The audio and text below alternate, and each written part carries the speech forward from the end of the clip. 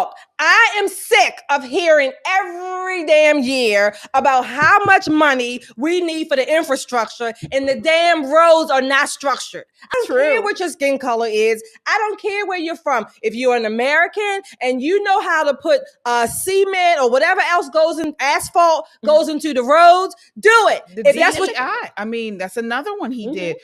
He signed Ending Illegal Discrimination and Restoring Merit-Based Opportunity Executive Order, effectively rescinding Executive Order 11-11246, which mandated affirmative action for federal contractors since 1965. So what's this mean? Ceases DEI programs, promote merit-based hiring, recognizes two genders. So that the order mandates that the federal government officially recognize only two genders, male and female, and bans federal funding for gender transition procedures or ideology, and secures intimate spaces designated for females.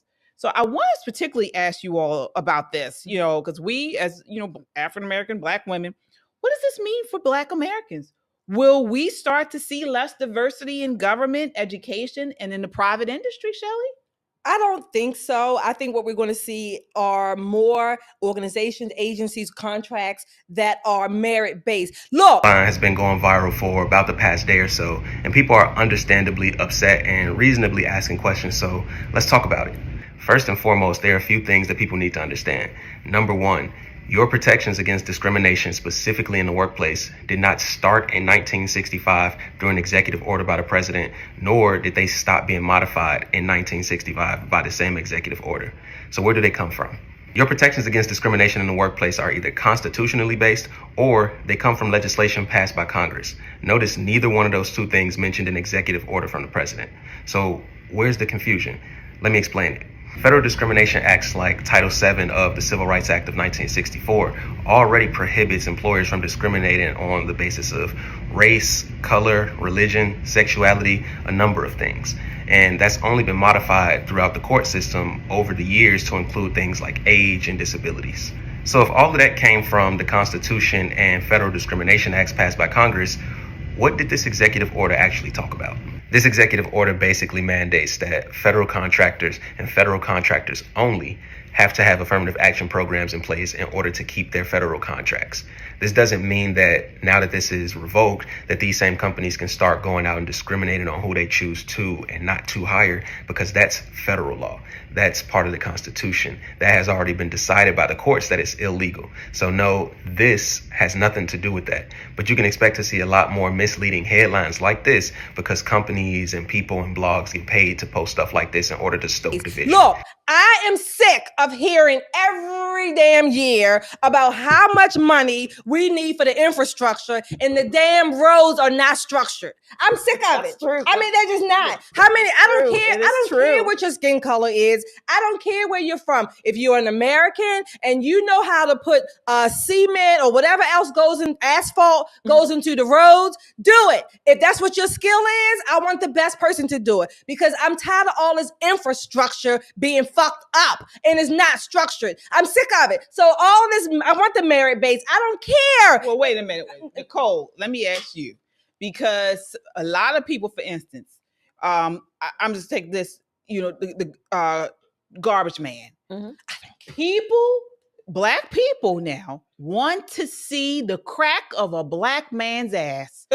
Boy, if they want to see a black crack like theirs, these garbage men, they drive the truck.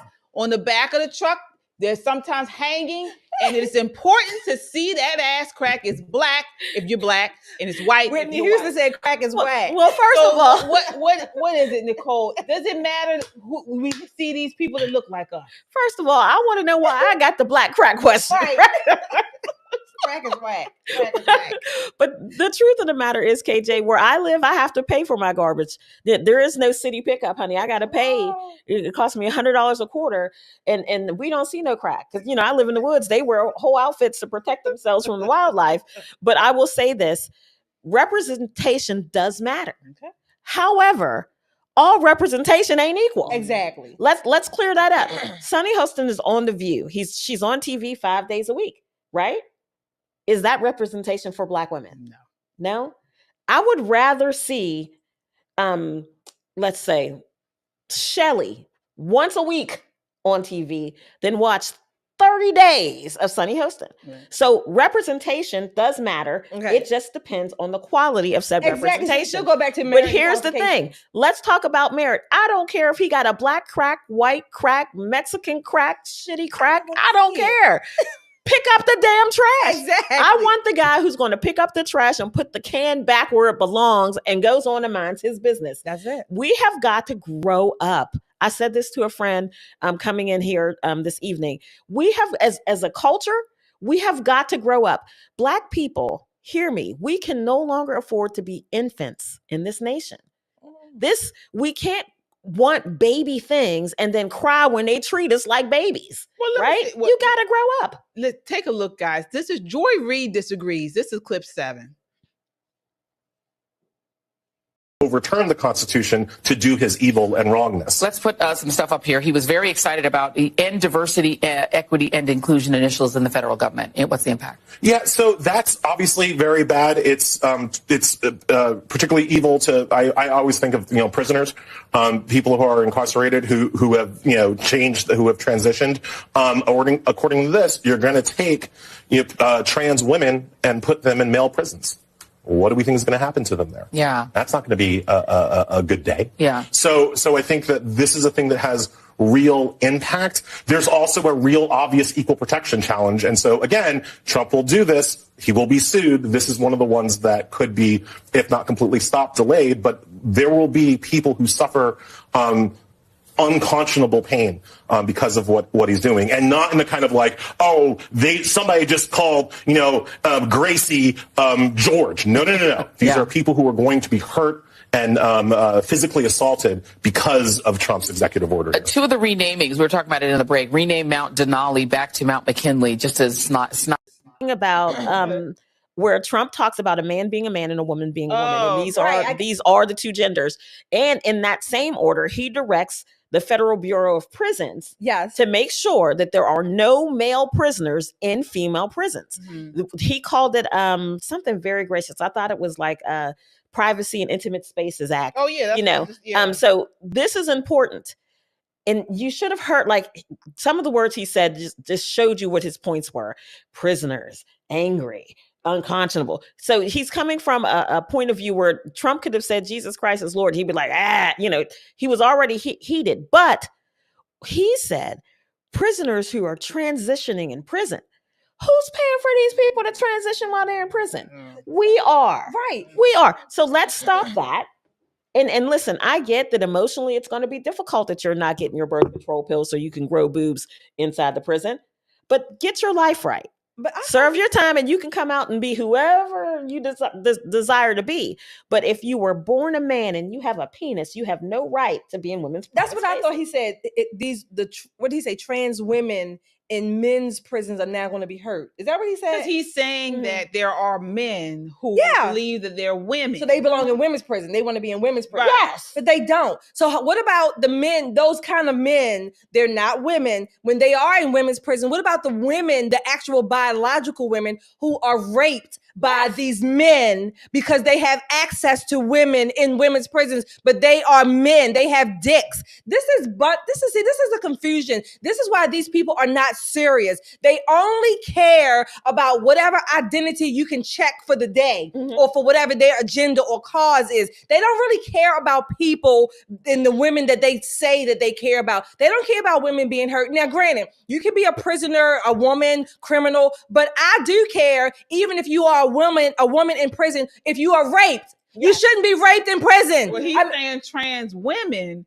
They're not women. Right. But he's saying these trans women maybe have some part of the surgery. Maybe they do have fake breasts, but they still have their penis. So, and they are in these male prisons. And they will get screwed by the males. With breasts.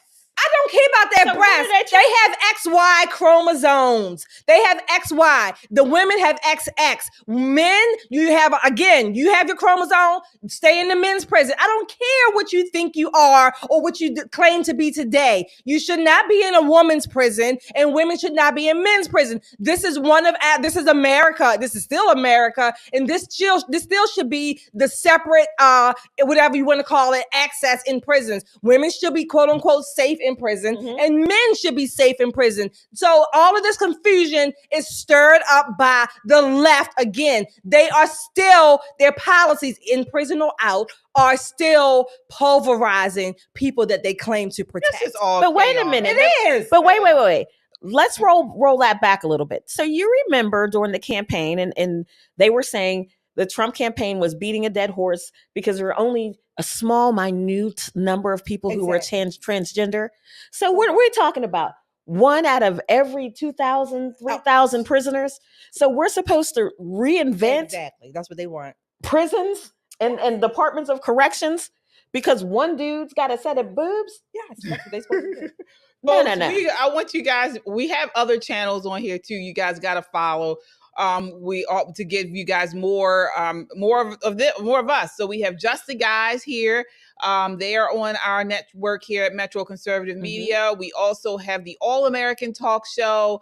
Definitely follow that YouTube channel. I have my Christian Conservative channel. Definitely follow. These are all great channels to follow. You can get conservative content with a different connection, different aspects. Definitely check it out.